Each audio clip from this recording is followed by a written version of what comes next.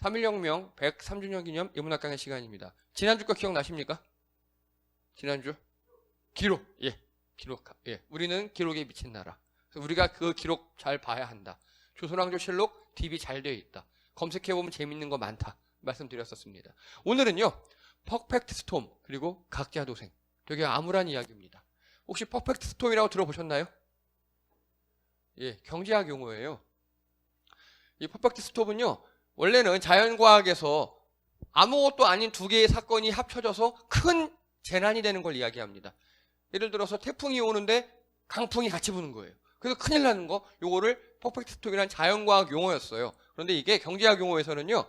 두 가지 이상의 악재가 동시에 발생해 그 영향력이 더 커지는 현상을 이야기합니다. 엎친 데 덮친 격. 이게 경제학 용어예요. 요즘 어떠십니까? 여러분. 예. 장보기가 겁나시죠? 예, 정말 그렇습니다. 장보기가 겁납니다. 뭐 하나 사려면 와 생각을 여러 번 하게 돼요. 기름 넣으실 때 어떠십니까? 그쵸. 2배 뛰었어요. 오늘 그 이야기입니다. 암울한 이야기입니다. 그래서 이 암울한 이야기를요 제가 최대한 암울하지 않게 전했어요. 일단 드라이하게 사건들 그리고 이제 마지막에는 그러면 우리는 이제 어떻게 해야 되느냐 이제 그런 이야기를 좀 하도록 하겠습니다. 자, 2가지 이상의 악재라 그랬는데요. 자, 여러분 한번 생각해 보세요. 최근에 우리 경제, 전 세계 경제에 2가지 이상의 악재 뭐가 있었습니까? 전쟁, 그리고요. 딱 그거예요. 예. 코로나하고 전쟁이요. 이 2개입니다. 코로나도 마찬가지고 전쟁도 그렇고 누구도 예측하지 못했어요. 누구도. 그게 문제입니다. 그게. 예측하지 못했어요. 이거 예측하면 그건 예언의 능력이죠. 여러분 예측은요. 과학의 영역이에요. 일어날 확률 80%, 비올 확률 20%. 예측은 과학이에요. 근데 예언은요. 신학이나 점술이에요. 예. 이거는 그 누구도 예측하지 못했어요. 그 누구도. 자, 먼저요. 코로나와 미국 경제. 왜 미국 경제가 중요하냐? 그것도 나중에 설명하겠습니다. 미국이 되게 중요해요. 먼저요. 이 보고서는요. 외국 입법 동향과 분석이라는 국회 입법조사처에서 공식 발간한 보고서입니다. 미국의 코로나19 위기에 대응한 케레스 액츠라는 거는요. 이건 우리나라 말로 치면 재난지원금이에요. 주요 내용과 시사점이라는 보고서에 보면 자 이거 보십시오.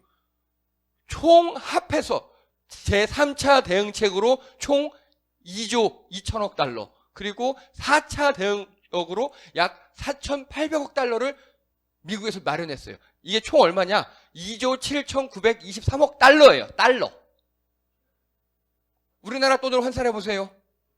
예, 했어요 제가. 약 3,523조 원을 미국에서 미국 GDP 대비 약 13%를 그냥 국민들한테 뿌렸어요. 무슨 말씀 이해가 되십니까? 약 3,000조, 3,500조를 국민들한테 그냥 뿌렸다고요. 그냥 미국에서. 코로나 때 다 죽어가니까. 그랬더니 자 이거는 한국무역협회 작년 보고서입니다. 이거 보세요. 코로나19 이전 수준을 추월한 경제 성장을 했대요. 미국이. 왜냐? 막대한 경기 부양책 때문에. 즉 돈을 막 뿌렸더니 간단하게 개인이 살고 개인이 여러분 우리가 살려면 당연히 마트도 가야 되고 뭐 먹을 것 옷 사고 소비하잖아요. 그 소비 때문에 미국의 경기가 코로나 이전 수준보다 약간 더 좋게 그렇게 변했답니다. 사람에 비유하면요. 몸이 허약해졌어요. 몸이 허약해지니까 보약에 한약에 비타민 양약 고기 막 때려 먹은 거예요. 그냥. 그러니까 살은 약간 쪘지만 건강해진 겁니다. 그런 느낌이에요. 지금. 이게 미국의 경제 상황이었어요. 그런데 문제는 늘 여기서 발생해요. 이렇게 돈을 막대하게 뿌렸죠. 뭐 사람으로 할게요. 피곤하고 힘들고 지쳐서 아파요. 감기 걸렸어요. 막 먹었어요. 회복은 했어요. 근데 어떻게 되죠? 막 먹으면 뱃살이 나오죠. 예, 여기 날개가 생기죠. 막 그렇게 생겼어요. 그럼 어떻게 됩니까? 몸 건강을 회복하면 예, 천천히 식사량을 줄이면서 운동 많이 하고 빼야 되잖아요. 그걸 해야 돼요. 이제 천천히 시중 자금을 회수하고 그리고 미국 경제가 다시 건강해지고 체질 개선 그거를 테이퍼링 금리 인상이라 그래요. 테이퍼링이 뭐냐면요. 막 뿌려졌던 돈을 줄이는 거예요. 우리말로 하면 막 먹던 거를 줄이는 겁니다. 절식. 그리고 금리 인상 이거는 일종의 다이어트가 필요했어요. 그래서 누구나 다 이렇게 예상했어요. 경제학자들은. 아, 미국이 저렇게 코로나로 좀 망해가니까 돈 뿌려서 간신히 살려놨구나. 그럼 이제 돈 걷어들이겠지. 경제학자들은 다 예상했어요. 여기까지는. 그런데 문제는 전쟁이 발발했네요. 즉 간단하게 여기까지만 오면 한 가지 악재예요. 코로나 한 가지 예상하지 못한 악재가 왔어요. 그래서 돈을 막 뿌려댔어요. 그랬더니 살았어요. 경제가. 아, 그럼 이제 약간 긴축하고 테이퍼링 하면서 우리 다이어트 조금 하면 되겠구나라고 했는데 예측하지 못한 두 번째 악재. 전쟁이 발발합니다. 이게 퍼펙트 스톰이라는 거예요. 이게. 전쟁이 발발해 버렸어요. 큰일 났습니다. 우리 사람으로 비유할게요. 감기 걸려서 아파요. 막 먹었어요. 살이 쪘어요. 뭐 약간씩 다이어트 하면서 빼면 돼요. 그랬는데 막 먹었더니 웃고 있는데 옆집에서 싸우고 난리가 나가지고요. 그리고 또 우리 집에 큰일이 벌어져가지고 내가 이제 먹을 게 없어진 거예요. 갑자기. 그런 느낌인 거예요. 자, 그래서요. 국제 유가가 급등해버립니다. 러시아가 산유국 중에 하나거든요. 그리고 우리나라는 모든 기름을 유조선으로 실어오죠. 근데 유럽은요, 러시아에서 바로 파이프로 연결해서 사가요. 즉, 우리 도시가스나 수도 있잖아요. 메타기 달아가지고 관으로 바로 우리가 쓰는 만큼 돈 내잖아요. 그렇게 유럽은 러시아산 석유를 그렇게 써요. 그래서 전쟁이 터져버립니다. 러시아가 다 잠가버려요. 국제유가 폭등합니다. 그리고 우크라이나가 세계 12위 곡물 생산국이거든요. 말씀드렸었죠, 한번. 곡물가가 급등합니다. 그리고요, 이 전쟁으로 인해서 유럽에서 출발하는 배들, 비행기들이 위험해지고 삥 돌아오고 그렇게 돼요. 그리고 실제 저도 여기 임원순 집사님, 박은실 집사님 두 분 댁에 의자가 필요하다 그래서 그 의자가 약간 특수한 의자여서 저기 스웨덴에서 팔더라고요. 그걸 주문했어요. 근데 보통 때는 한 3주문 오는 게 안 와요. 전쟁 때문에. 조문을 해도 배가 막 삥 돌아온다 그러고 안 와요. 지금 우리 삶에 이런 영향을 끼치고 있어요. 자, 그래서요, 이거 보십시오. 나스닥, 미국 증시예요. 연초 대비 33%나 곤두박질 쳤어요. 33%. 자, 여기 주식 하시는 분들, 내가 산 주식이 33% 빠졌어요. 어머, 이건 폭망이에요. 100만 원 넣었는데, 60만 원 됐어요. 이거예요. 사람들이 다 팔기 시작해요. 그리고 이거 보십시오. 그 튼튼하다던 애플조차 27%가 빠졌어요. 4분의 1 토막이 났다고요. 굉장한 겁니다, 이거 지금. 미국 증시가 쫙 빠져버렸어요. 현재 미국 상황이에요. 그래서 코로나 대책으로 돈 많이 풀었어요. 이건 어쩔 수 없어요. 풀어야 돼요. 우리 사람도 병원 가면 아프면 링겔 맞잖아요. 그거예요. 가게가 그래서 버텨줬어요. 근데 돈을 풀었으니까 어쩔 수 없이 물가, 주가, 부동산이 쭉 올라가요. 돈이 풀리면. 그래서 그거를 천천히 회수하려고 했는데, 천천히 회수할 예정이었는데, 금리 인상, 만약에 천천히 회수가 되잖아요? 그러면 당연히 금리가 올라가고 주가, 부동산은 하락이 돼요. 이건 누구나 다 예상했어요. 누구나 다. 여기까지 예측했는데, 갑자기 전쟁이 발발합니다. 그런데 여기서 중요한 거. 이 전쟁은요, 미국의 정치적 이익을 위해 방조한 겁니다. 이해가 되십니까? 러시아가요, 우크라이나한테 야, 우리 전쟁할 수도 있어? 라고 1년간 사인을 줬어요. 1년간 사인을 줬어요. 그래서 젤렌스키가 쫄았거든요. 그다음 처음에는. 근데 미국에서요, 야, 니네 전쟁해도 괜찮아. 내가 무기 지원해줄게. 막 이런 식의 사인을 준 거예요. 이해가 되시죠? 전쟁을 방조했어요. 부추겼어요. 왜 그랬을까요, 미국은요? 아니요, 러시아가 미웠어요. 러시아가 미웠어요. 여러분, 미국이 세계에서 제일 싫어하는 나라 두 개 있어요. 어디하고 어디? 러시아하고. 중국은 왜요? 맞아요. 중국이 경제 규모가 세계 넘버 2예요, 지금. 미국 바로 밑에예요. 그러니까 미국이요, 경제로 경쟁을 하려면요, 선의 경쟁을 해야 될 거잖아요. 근데 미국이 자꾸 힘을 써요. 여러분, 중국을 고립시키려고 인도 남태평양 벨트를 만들어서 중국을 태평양으로 못 나오게 해요. 거기 우리 껴들려고 해요. 거기다가. 자, 우리 재작년 여름에 일본이 우리나라 갑자기 수출 규제했던 거 기억나십니까? 그렇죠? 일본이 우리나라에서 안 되니까 수출을 규제해버려요. 이게 역사적 이슈였는데 그거를 경제로 보복하는 거예요. 미국이 지금 그 짓을 한 거예요. 중국하고 러시아에게. 그래서 러시아 크는 거 싫고 중국 크는 거 싫으니까 중국은 우리나라, 인도, 일본을 가지고 막으려고 그러고 중국을. 그리고 러시아는요. 막으려고 우크라이나를 슉슉슉 한 거예요. 여러분 이게 무서운 게요. 우리나라 지금 잘못하면요. 우크라이나와 러시아가 전쟁했죠. 그 전쟁 뒤에는 미국이 있거든요. 우리나라가 옛날에 6.25가 그런 거였잖아요. 미국과 소련의 대리전이 우리나라에 있었죠. 또 없으란 보장이 없어요. 그래서 이 상황이 되게 중요합니다, 지금. 자, 갑자기 발발했어요. 그래서 국제유가 폭등, 물류 차질, 곡물가 폭등했죠? 미국 소비자 심리지수가 역대 최저예요. 이게 미국의 미시간 대학교라는 곳에서 1981년부터 소비자 심리지수, 즉 소비자들한테 물어본 거예요. 야, 앞으로 경제가 좋아질 것 같아? 너 돈 많이 쓸 거야? 저축할 거야? 이런 걸 물어본 거예요. 심리.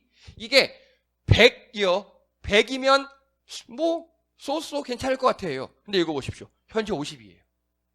즉 미래의 경제가 지금보다 2배 이상 안 좋아질 것 같다는 소리예요. 이게 미시간 대학교에서 연구를 시작한 지 81년 이래로 최저예요, 지금이. 즉 미국은 외환위기, IMF 등등등 그 무엇보다도 어떤 때보다도 지금이 최고 위기 상황을 느낀다고요. 미국 소비자들이. 자, 제롬 파월이라는 미국 연방준비제도 의장이에요. 연방준비제도는 우리말로 하면 한국은행이에요. 이 사람은 우리나라 한국은행 총재는요. 대통령의 영향을 받아요. 하지마! 그럼 안 해요. 우리나라 총재는. 근데 이 사람은 별도의 권한을, 독립된 권한을 가지고 있어요. 미국 금리를 마음대로 올리고 내리고 있고 재정권도 있어요. 그 사람이 엊그제 뭐라 그랬냐? 만약 여러분이 지금 집을 사려는 사람이 있다면 약간의 재소정이 필요합니다. 집 사지 마라.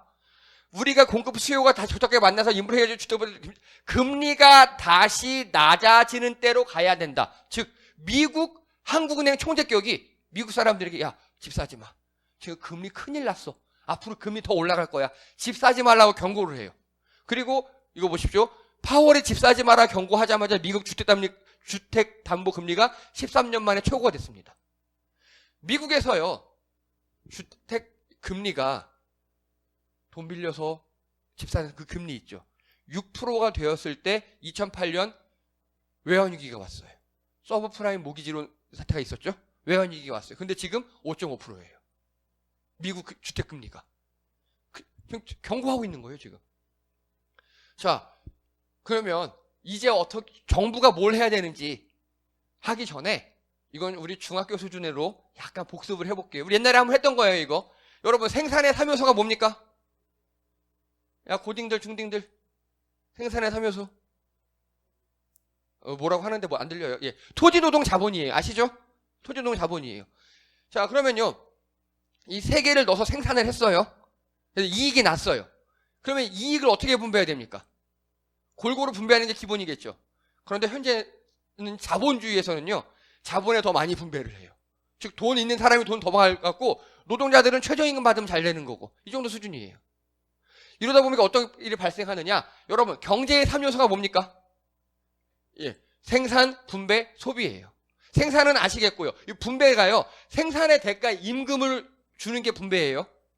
즉 기업주가 근로자들에게 월급 주는 게 분배라고요. 그러면 이 사람들은 소비를 하겠죠. 생산물을 구입하겠죠. 자, 그래서 생산을 해요. 생산을 했으니까 니네 월급 받아가라. 월급 받아서 월급 받은 돈으로 사요. 사는 게 뭘 사요? 생산물을 사는 거죠. 이게 경제의 선순환이에요, 이게. 이게 늘 잘 돌아가야 돼요. 그런데 문제가 생겨요. 자본이 확 늘어나죠. 자, 기업이. 노동자들은 줄어들었죠. 그러면 분배가 줄어든 거잖아요. 월급이 줄어든 거잖아요, 우리가. 소비가 줄어들겠죠. 그러면 나중에 생산자지 차질이 일어납니다. 간단하게요. 여러분 월급에서 지금 한 당장 20-30% 빠져봐요. 월급 20-30% 팍 줄어봐요. 핸드폰이 버벅거려요. 최신폰 살 수 있겠습니까? 못 사요. 저가폰으로 줄여야겠죠. 고기를 먹더라도 냉동 먹겠죠. 이렇게 다 줄어든단 말이에요. 그 얘기하는 겁니다, 지금. 그러면요. 경제의 3주체 혹시 아십니까? 예, 가계, 기업, 정부예요. 여기서요. 이 기업이 비대해져서 가계가 줄어들었잖아요. 그럼 바로 정부의 역할이 이때 필요한 겁니다. 정부가 어떤 역할을 하느냐? 이 비대해진 자본 있죠? 요거를 쭉 빨아요, 정부가. 이걸 뭐라고 합니까? 정부가 자본에 기업에 빨대 꽂아서 걷어들여요. 두 글자로? 감사합니다. 이게 세금이에요. 세금을 걷어서 정부가 예산을 확보하고요. 그 예산으로 소비자에게, 노동자에게, 가게에 보충해 주는 거예요. 그러면 다시 소비가 살아나겠죠. 그러면 다시 생산이 살아나겠죠. 아까 미국 정부가 코로나 시절에 3,500조를 풀었다 그랬죠. 그게 이거 한 거예요, 이거. 3,500조를 여기 가게에 풀어주니까 소비가 살아나서 미국이 그만큼 버텼다, 그 소리입니다. 이해되시죠? 그러면 정부가 가게나 소비자에게 나눠줘요. 이거를 기본소득 혹은 공공요금 감면 같은 방법으로 합니다. 여러분, 우리도 재난지원금 받으셨죠? 그거예요, 바로. 그거. 근데 우리는 요만큼 했죠. 요만큼. 그게 문제지만. 자, 이게 그러면 어려울 때 정부의 역할이 뭔지 이제 이해하셨죠? 그거 하시고요. 이거 보십시오. 이건 엊그제 뉴스예요. 횡재세라고 들어보셨습니까? 횡재세금? 못 들어보셨죠? 영국입니다. 영국에서 에너지 기업에 횡재세를 도입했습니다. 니들 유가가 폭등했잖아요. 니네들 전쟁에 유가가 폭등해서 돈 많이 벌었지? 그 추가 이윤의 25%를 세금으로 내 라고 횡재세를 영국에서 도입했습니다. 이걸로 뭐 했겠어요, 영국에서? 오히려 횡재 못하는 사람들 있죠. 그래서 휘발유 세금 깎아주고, 우리말로 하면 세금 깎아주고 보조금 주고 이렇게 했습니다. 영국은 지금 아까 제가 말씀드린 그 정부 역할을 정확하게 시행했죠. 그리고 이건 미국이에요. 이거 보십시오. 미국에서 이번에 연소득 125억 원 이상에게 5% 세금을 추가, 320억에서는 3% 이상 세금을 추가. 즉 전쟁이나 이렇게 불황 때에 돈 많이 버는 사람들이 있어요. 그런 사람들에게 돈을 더 많이 걷어서 나눠준 거예요, 국민들에게. 그래서 이거 보십시오. 미국 재무부 장관이에요. 법인세 인하 경쟁의 승자는 누구입니까? 승자는 기업입니다. 즉 법인세 인하해주면 안 돼 라고 하는 겁니다. 그리고 이렇게 얘기합니다. 패자는 불공정한 세금 부담에 떠안게 된 미국과 전 세계 노동자들입니다 라고 미국 재무부 장관이 얘기해서 미국은 법인세를 올려요. 불황일 때 오히려. 그냥 법인세라는 거는요, 이득에 대해서 붙는 세금이거든요. 이득에 대해서. 니네 이렇게 전쟁과 불황으로 이득 많이 받지? 세금 많이 내. 예를 들어서 우리나라 같은 경우요. 코로나 때 제일 많이 이득 본 기업이 어떤 기업일까요? 종류 분야가? 마스크, 뭐 식품, 의학, 혹은 뭐 배달 이런 거겠죠. 예, 우리 다 예상이 되잖아요. 그래서 그들에게 미국은 지금 이렇게 초과 세수를 걷어들이는 거예요, 지금. 그래서 이걸로 국민들에게 나눠주고 이렇게 했습니다. 영국, 미국은 이러고 있어요. 되게 부러웠어요, 저는요. 이거 보고. 자, 그래서요, 팬데믹 전쟁을 통해서 이익 본 사람들이 있어요. 세금으로 다 환수해버렸어요. 그리고 가게에 직접 지원합니다. 그리고 공공재 요금을 감면합니다. 그게 미국과 영국 등등등 나라에서 한 일이에요. 그래서 이 정부는요, 퍼펙트 스톰에 대해서 정부가 나름의 역할을 했어요, 이렇게. 자, 이거 보십시오. 좀 어려운 표인데요. 가계부채와 정부 부채예요. 즉 여러분도 가계에 빚이 있을 수 있죠. 대출. 예. 그리고 이건 정부 대출이에요. 이거 보세요. 대한민국은요, 가계부채가 코로나 이전 이후로요, 가계부채가 총 GDP의 95%에서 106%로 무려 11%가 상승했어요. 근데 정부 부채는 단 6.6%. 그것도 39에 45. 자, 여기 보세요. 이 표들. 다른 나라들 정부 부채 비율 보면요, 어떻습니까? 예, 엄청 높죠.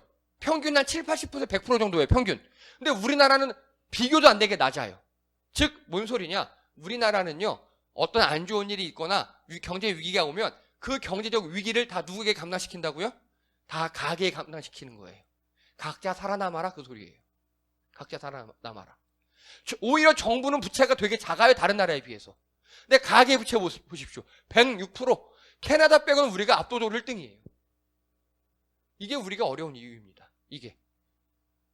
자, 그래서요, 가계 부채는 최대가 됐고 우리는요, 정부 부채는 최소가 되어버렸어요. 그럼 이제 어떻게 해야 됩니까? 이제 정책 방향이 대충 보이시죠? 예, 정부가 오히려 빚을 떠안고 가계에게 빚을 경감시키는 노력을 해주는 게 퍼펙트 스톰이라든가 경제가 어려울 때 정부의 역할이에요. 그래서 근데 현재 우리나라는요, 가계가 망하기 딱 좋은 조건입니다. 여러분 요즘에 어려우신 이유가 이거라고요. 정부는 빚을 안 질라 그래요. 그 빚을 다 우리에게 넘겨요. 여러분 지금까지 7차 재난지원금까지 온 거 아십니까? 모르시죠? 예, 7차 재난지원금까지 왔어요. 자, 여러분 재난지원금 몇 번 받으신 거 기억하십니까?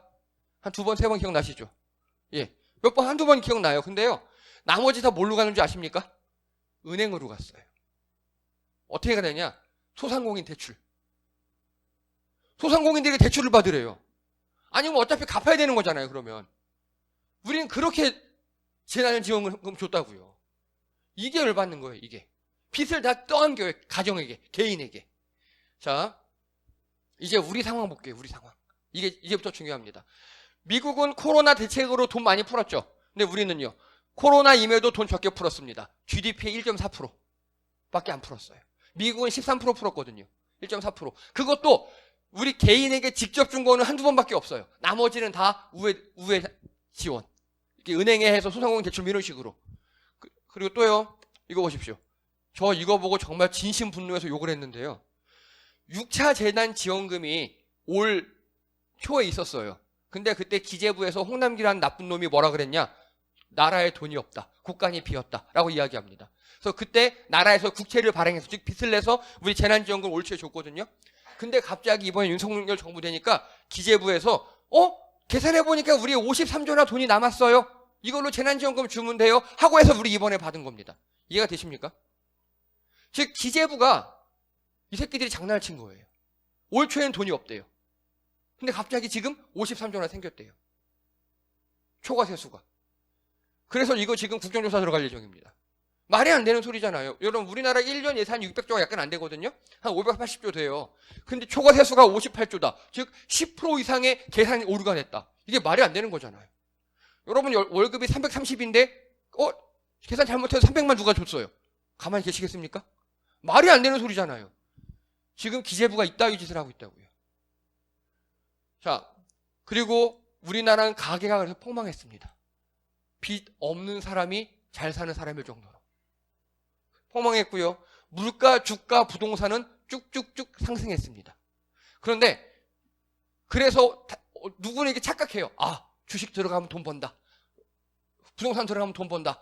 비트코인 들어가면 돈 번다. 제가 한 3, 4년 전부터 꾸준히 한 6개월마다 한 번씩 인문학 강의했죠. 부동산, 주식, 비트코인 절대 하지 마시라고. 우리나라는 비정상적인 상황이라고.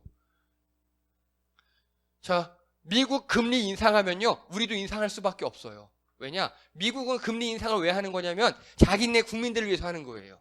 자기네 국민들을 위해서 우리 이제 조금 감기 걸려서 막 먹어 살쪘으니까 약간 다이어트하면서 건강해지자고 자국민들을 위해서 금리를 인상하는 거예요. 그런데 우리나라는요, 경제가 미국에 종속 비슷하게 돼 있어요.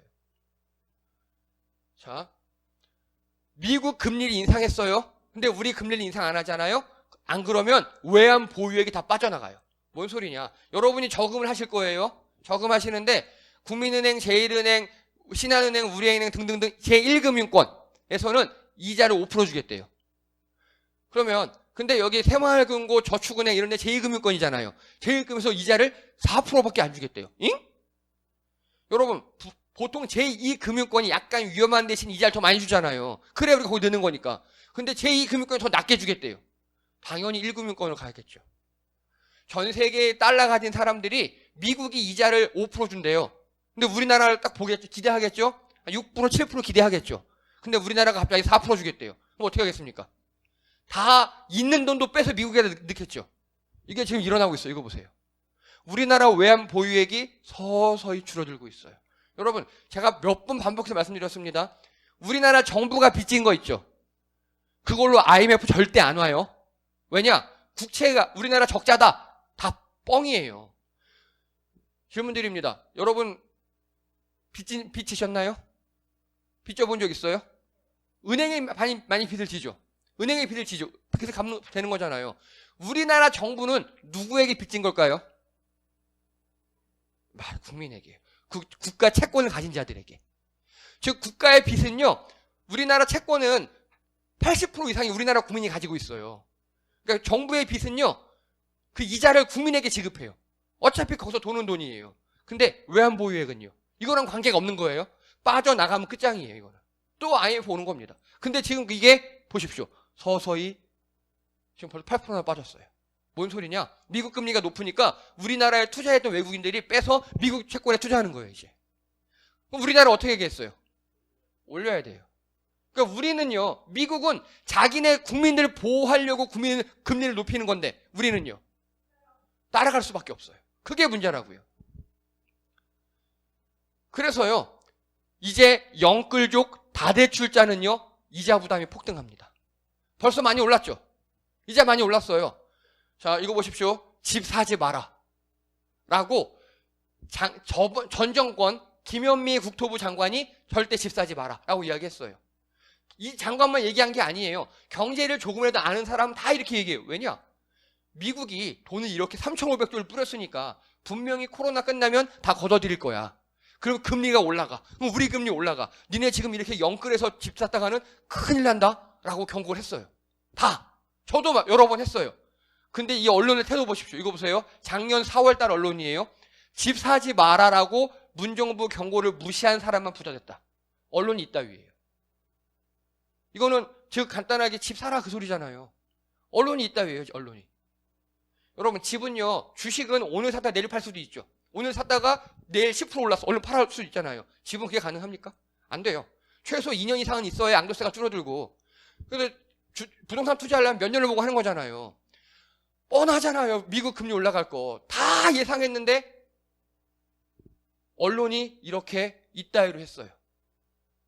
이거 보십시오. 최근 기사예요. 영끌 쪽 큰일 났다. 영끌 쪽 피가 마른데 영끌 쪽 어쩌나 7% 돌파했다. 그래서 뭐 100만 원 내던 이자가 185만 원이 됐다. 이런 다 이제 이런 기사 내고 있어요. 이제. 그러니까요. 이미 샀는데. 자, 그리고 갑자기 여기서 전쟁으로 인한 물가, 특히 유가가 상승합니다. 여러분 우리나라는요, 경공업과 중화학공업이 발달한 나라예요. 다 기름, 원유에서 뽑아서 만드는 것들이에요. 하다못해 플라스틱, 종이 할 거 없이 다 원유에서 만들어요. 그게 올라가 버렸어요. 예. 이거 보십시오. 소비자 물가지수. 예, 통계청에서 5월 달에 발표한 겁니다. 소비자 물가지수가요. 예, 이게 2013년도 5월이에요. 그때부터 지금까지 10년간 보세요. 10년 중에 최고로 물가가 올랐어요. 지금. 그리고요, 여기 지금 여기가 폭등했죠. 여기 보시면 여기 작년 재작년에 폭등한 건 코로나 때문에 올라간 거예요. 근데 여기서 또 한 번 전쟁 때문에 맞아서 퍼펙트 스톰이 온 겁니다. 우리 경제에. 자, 유가입니다. 오피넷 엊그제 자료예요. 이거 보십시오. 유가가요, 작년 7월부터 지금까지 중에 최고로 상승했습니다. 요즘에 차물기가 겁납니다. 너무너무 비싸요. 지금 이게 우리의 상황이에요, 지금. 이거 제가 이렇게 굳이 말씀 안 드려도 다 체감하시잖아요, 지금. 그런데, 이거 보십시오. 그래서, 우리의 가처분 소득이 대폭 감소합니다. 우리가 쓸 수 있는 돈이 쭉 줄어든다고요. 그리고 소비 심리가 위축됩니다. 이게 한국은행에서 발표한 소비 심리 지수예요. 예. 조사 이래로 최저로 내려가고 있어요. 지금. 여기서 문제가 끝나면 좋을 텐데, 이거 보십시오. 현 정부의 경제 정책 방향 가운데 보이시죠? 법인세 최고 세율 인하. 응? 미국은 올린다는데. 그렇죠? 아까 미국 재무부장관은 올린다 그랬잖아요. 법인세 올려서 그 남은 돈으로 가난한 사람 도와준다 그랬어요. 종합부동산세 인하. 응? 여러분, 법인세와 종합부동산세를 내는 분은요, 아마 여기 안 계실 거예요. 우리나라 상위 1%대 부자만 내요. 법인세와 종합부동산세는요. 부자들의 세금을 깎아주겠대요. 그리고 상장 주식 양도세 폐지.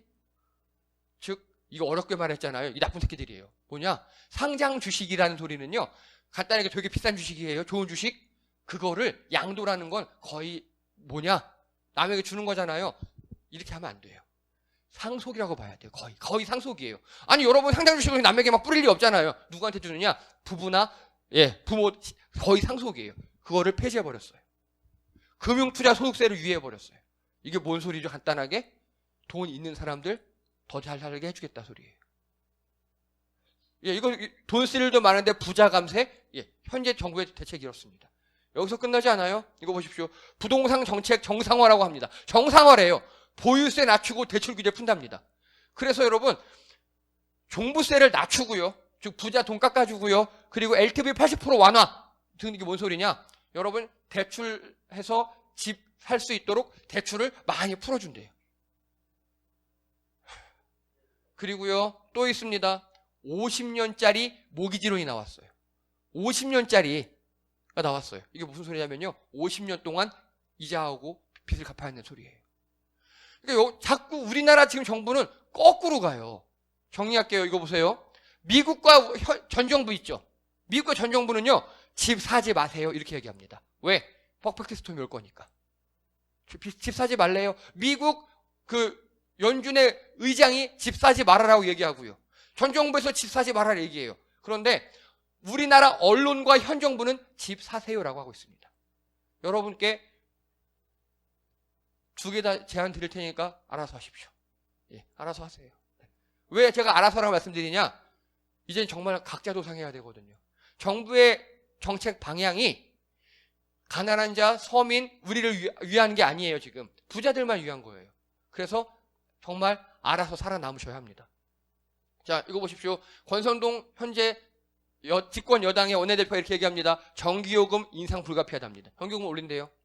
그 이유 중에 탈원전 얘기합니다. 여러분, 제가 몇 번 말씀드렸죠. 현재 원자로가 줄었다 늘었다? 늘었어요, 오히려. 탈원전 한 적이 없어요. 앞으로 80년은 하겠다 그랬어요. 근데 이거 가지고 전기 올리겠답니다. 전기요금. 이거 보십시오. 전기, 가스, 교통, 공공요금 줄줄이 다 올리겠답니다. 이게 미친 짓이에요. 이거 뭐냐? 정부의 빚을 지지 않겠다는 소리예요. 아까 제가 가계부채, 정부부채 했잖아요. 정부가 빚 지지 않겠다는 소리예요. 근데 다른 나라들 보세요. 오히려 정부가 빚을 지고 가계에게 다 돈을 쏴줬죠. 그리고 기업에게 돈을 걷어서 가게에 싸줬잖아요. 우리나라는 거꾸로 가고 있어요. 지금. 그래서 여러분 더 무서운 겁니다. 이게 활용점정 제일 무서운 소리예요. 미국 연방준비이사에서 얘기합니다. 자이언트 스텝도 부족했다. 자, 금리를 0.25% 올려요. 이거를 그냥 금리 인상이라 그래요. 0.5% 올려요. 이거를 빅 스텝, 큰 걸음 걸었다 이거예요. 0.75 올려요. 자이언트 스텝. 아주 많이 올렸다 그래요. 근데 그걸로도 불가능하대요. 그래서 금리를 4에서 7%까지 올린대요. 기준금리를. 자, 이거 여기 보세요. 올해 안에 금리를 4에서 7% 올린다 그랬어요. 그런데 현재의 기준금리가 대충 1.5에서 1.75예요. 현재. 근데 여기다 가상금리 붙고 해가지고 미국의 주택담보대출 모기지론이 현재 5.5%라고요. 그러면요. 앞으로 1.5에서 4.7이니까 최소 3에서 5% 이상 금리가 더 오르겠죠. 근데 우리나라도 벌써 주담대가 7%짜리가 나오고 있거든요. 10% 정도나 갈 수 있다는 소리예요. 큰일 났은 겁니다. 그래서 저희 교회 청년들 중에서 저한테 몇 명이 자기 독립하겠다, 뭐 어떻게 전세대출 알아보자 뭐 이렇게 있거든요. 하지 마세요. 하지 마십시오. 제가 이번 주 원래 쉬는 주간이잖아요. 우리 두브라전 선생님 오셔가지고 저는 인문학 강의 아주 재밌는 걸로 준비했었어요. 흥미 있는 걸로. 근데 지난주 수요일 밤 목요일 아침에 이 금리 인상 뉴스를 보고 90% 이상 준비하는 걸 다 엎었어요. 그건 다음 주에 할 거고요. 그래서 부랴부랴 이거를 또 논문들 보고 준비해서 오늘 갖고 온 겁니다. 여러분 되게 급합니다. 지금 대출을 줄이고 소비 줄이고 현금성 자산을 확보하는 게 우리가 할 일입니다. 성경에 보면요. 요셉이 총리가 된 게 언제죠? 7년 대환란 있기 전이죠. 예, 요셉이 꿈에 이런 걸 꿨대요. 7년 동안 풍년 들고 7년 동안 흉년 들고. 그러니까 파라오가 어떻게 해? 그랬더니 7년 흉년들 동안 잘 모아놨다 나중에 버티세요 이렇게 했잖아요. 지금이 그 시기입니다. 여러분 현재 물가 많이 올랐잖아요. 근데 앞으로 방법이 없어요. 더 오를 겁니다. 확실히 더 오를 겁니다. 그리고 금리도 50% 이상 더 올라갈 겁니다. 이젠 대출을 줄이고요. 그리고 여러분 다니던 직장 있으면 정말 치사하고 더러워도 붙어 계셔야 돼요. 네. 야근 시키면 그냥 야근하세요 그냥. 그리고 어디 알바할 자리 있으면 그냥 무조건 가셔야 돼요. 어쩔 수 없어요 이제는요. 정말 은둔자 모드로 웬만하면 소고기 드시지 마시고요. 뭐 드라이브 그런 거 하지 마세요. 긴축 버티셔요. 이런 사람이 있습니다. 이럴 때가 돈 벌 기회다. 지금 이렇게 주식이 많이 떨어졌잖아요. 이럴 때 사주면 오른다. 아, 좋아요. 하실 분 하세요. 근데 이럴 분 하세요. 아유, 그거 뭐 10억? 없어도 돼. 10억 없어도 뭐, 저기 빌라 한 채 팔지 뭐, 건물 한 대 팔면 돼. 10억 없어도 되는 분들은 그렇게 하셔도 됩니다. 근데 여러분들 한 달 벌어 한 달 사시잖아요. 한 달 벌어서, 오늘달에도 월급이 통장에 스치웠다. 이런 분들이잖아요, 다 우리. 예. 그러니까요. 많이 모으시고요. 긴축하셔야 합니다. 이제 우리나라 뿐만 아니라 전 세계적으로 큰일 났습니다. 큰일 났습니다.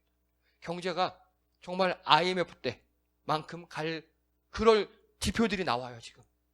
이건 예측이에요. 그런데 이때 또 한 건 터지잖아요. 여러분, 아까 두 개, 코로나와 우크라이나 전쟁 누구도 예측 못했잖아요. 설마 전쟁 터지겠어? 상식적인 학자라면 전쟁 안 터진다 그랬어요. 근데 비상식적인 젤렌스키 같은 놈 때문에 터졌잖아요. 우리 주변에 미친놈들 많거든요. 일본에도 한둘 있죠. 중국에도 좀 몇 명 있죠. 즉 그런 사람들이, 미친 정치인들이, 일본 애들이 뭐 수출 유치해서 또 해봐요. 큰일 나는 겁니다. 이제 예측성이 점점 떨어지고 있어요. 불확실성이 증가합니다. 잘 버티셔야 합니다. 예, 아무런 말씀 죄송합니다. 이상입니다. 수고하셨습니다.